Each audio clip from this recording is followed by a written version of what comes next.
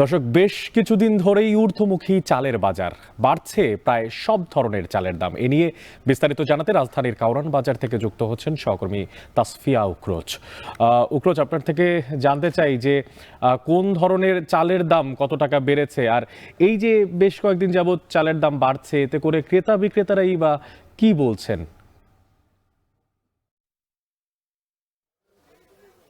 অনেক আপনি যেমনটি বলছিলেন, গত 15 থেকে 20 দিন ধরে কিন্তু চালের বাজারের যে বাড়তি দাম তা কিন্তু অব্যাহত রয়েছে। অর্থাৎ গত 15 থেকে 20 দিন আগে যে বাড়তি দামে চাল বিক্রি হতো সেটি কিন্তু এখনো আমরা দেখতে পেয়েছি, এবং তার রেশ ধরে আসলে আমরা দেখতে পেয়েছি যে বড় বা মোটা চাল বা মিনিকেট যে চালটি রয়েছে সেটি আসলে 80 থেকে 90 টাকা কেজি প্রতি বিক্রি হচ্ছে, যা গত 2 সপ্তাহ আগেও আমরা দেখতে পেয়েছিলাম যে 75 থেকে 80 টাকার মধ্যে বিক্রি হতো। এছাড়াও আমরা দেখতে পেয়েছি যে নাজিরশাল চাল যেটি রয়েছে সেটি 70 থেকে 90 টাকা কেজি প্রতি বিক্রি হচ্ছে, যা গত 2 সপ্তাহ আগে বিক্রি হতো 76 থেকে 80 টাকা। এবং এই নাজিরশালেরই যে অন্য দুটি জাত রয়েছে, অর্থাৎ ব্রি 28 বা ব্রি 29 যে চালের জাত, সেই চালগুলো আসলে 60 থেকে 65 টাকা কেজি দরে বিক্রি হচ্ছে, যা গত 2 সপ্তাহ আগে 58 থেকে 60 টাকা কেজি দরে বিক্রি হতো।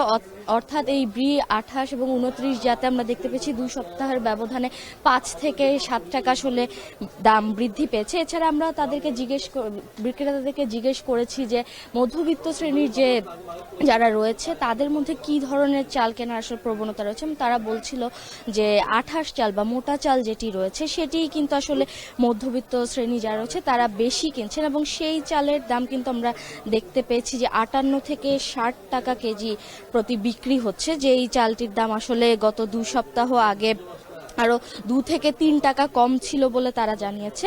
এছাড়া বিক্রেতাদেরকে আমরা জিজ্ঞেস করেছিলাম যে চালের আমদানি যেহেতু গত 2 সপ্তাহ আগে ভারত এবং মিয়ানমার থেকে হয়েছিল, তারপরেও কেন বাজারে এই চালের দামের যে বাড়তি দাম সেটি কেন এখনো অব্যাহত রয়েছে, এবং তার উত্তরে তারা বলেছেন যে মিনিকেট যে চালটি রয়েছে সেই চালের আমদানি কিন্তু বাজারে এখনো পর্যাপ্ত নয়, এবং যার ফলে আসলে মিনিকেট যে চালটি রয়েছে বা চিকন যে চালটি রয়েছে সেটির দাম কিন্তু এখনো অস্থিতিশীল রয়েছে বলে তারা জানিয়েছে।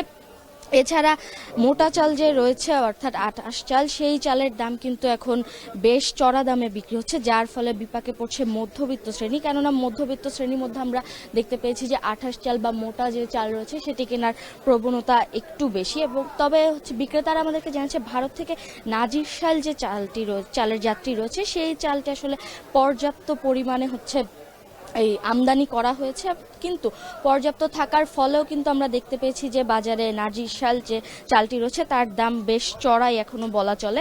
এছাড়া লাল চালের যে ধরন, আমন লাল চাল রয়েছে সেটি 70 টাকা, এবং লাল বিরয় যে চালটি রয়েছে সেটি 90 টাকা কেজি প্রতি বিক্রি হচ্ছে। এই চালগুলোর আসলে দামের খুব একটা পরিবর্তন নেই, এবং এই চালগুলো আসলে সরবরাহ বাজারে খুব একটা বেশি নেই। অর্থাৎ বলা যায় যে ক্রেতাদের মধ্যে যে অন্যান্য বাজার সামগ্রীর দাম যে বাড়তি এবং তার সাথে চালের দামও যে বাড়তি হচ্ছে, তার ফলে ক্রেতারা আসলে বিপাকে পড়ছেন অনেক। কারণ বাজার থেকে সহকর্মী তাসফিয়া উকরোচ যুক্ত ছিলেন, জানাচ্ছিলেন সেখানকার চালের সবশেষ দরদাম। বিশ্বের সবচেয়ে মজবুত আরএফএল ল্যাডার, যা 6061 গ্রেড অ্যালুমিনিয়ামে তৈরি। শক্তিশালী এমএস ক্রসবার নিশ্চিত করে সর্বোচ্চ নিরাপত্তা। RFL ladder. এবার জানবো চট্টগ্রামের বাজারের খবর। চট্টগ্রামের বাজারে এখনো বাড়তি দামেই বিক্রি হচ্ছে চাল। গেল 15 দিন ধরে বস্তা প্রতি 200 থেকে 300 টাকা পর্যন্ত বেড়ে বিক্রি হচ্ছে চাল আমদানির পরেও প্রভাব নেই বাজারে। বাজার পরিস্থিতি জানাতে চট্টগ্রামের কর্ণফুলী বাজার থেকে যুক্ত হচ্ছেন সহকর্মী কাজী মাহফুজ। আপনার কাছে জানতে চাই যে আজ আসলে কেমন দরে বিক্রি হচ্ছে চাল, আর পাশাপাশি এই যে আমদানির পরেও বাজারে কেন কোনো প্রভাব পড়ছে না দরদামের, কি বলছেন ব্যবসায়ীরা? অনেক সূচনাতে আপনি যেমনটি বলছিলেন যে 15 থেকে 20 দিন আগে দেশের বাজারে বস্তাপ্রতি চালের দাম 200 থেকে 300 টাকা পর্যন্ত বেড়েছে। এরপরে দেখেছি আমরা আমন ধানের ভরা মৌসুম, একই সাথে মিয়ানমার এবং ভারত থেকে প্রচুর চাল আমদানি হয়েছে, কিন্তু তার প্রভাবটি এখনো পর্যন্ত বাজারে পড়েনি। আমরা আজকের বাজারের কথা যদি বলি সেক্ষেত্রে দেখতে পাচ্ছি মোটা চাল, যেটি নিম্ন মধ্যবিত্ত মানুষের চাহিদার শীর্ষে থাকে, সেই চাল আজকের বাজারে বিক্রি হচ্ছে খুচরা পর্যায়ে কেজি প্রতি 60 থেকে 62 টাকায়।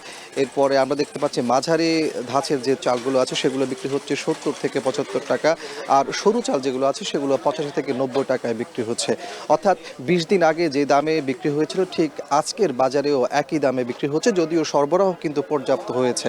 তো এই ক্ষেত্রে এখানে যারা ব্যবসায়ী আছেন তারা বলছেন মূলত এখানকার খুচরা ব্যবসায়ীরা পাইকারদের কাছ থেকে চালগুলো সংগ্রহ করে, আড়তদারদের কাছ থেকে সংগ্রহ করে। পাইকার এবং আড়তদাররা বলছেন মূলত সেখানে দাম বাড়িয়ে দেওয়া হচ্ছে, ফলে তারা খুচরা পর্যায়ে তার প্রভাবটি ইতিবাচক প্রভাবটি দেখতে পাচ্ছে না। আর দ্বিতীয় যে বিষয়টি তারা এখানে বলছেন সেটি হচ্ছে যে কর্পোরেট পর্যায়ে আসলে চালের দাম নিয়ন্ত্রণ করা হচ্ছে, বিশেষ করে মিল মালিক যেখানে আছে, মিল গেট যেখানে, সেখান থেকেই মূলত চালের দাম বাড়িয়ে দেওয়া হয়, এক ধরনের সংকট তৈরি করা হয়, যার কারণে তার প্রভাবটি বাজারে এসে পড়ে। খুচরা পর্যায়ে যারা ভোক্তা পর্যায়ে আছে, ক্রেতা পর্যায়ে আছে, তাদেরকে বেশি দামে কিনতে হয়।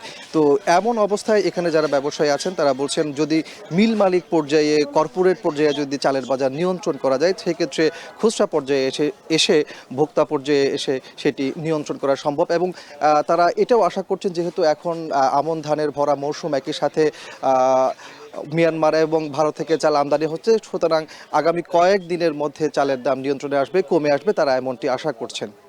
অনেক সহকর্মী কাজী মাহফুজ যুক্ত ছিলেন চট্টগ্রামের বাজার থেকে, ঠিক কারণ বাজার মতো জানাচ্ছিলেন সেখানকার চালের সবশেষ দরদাম।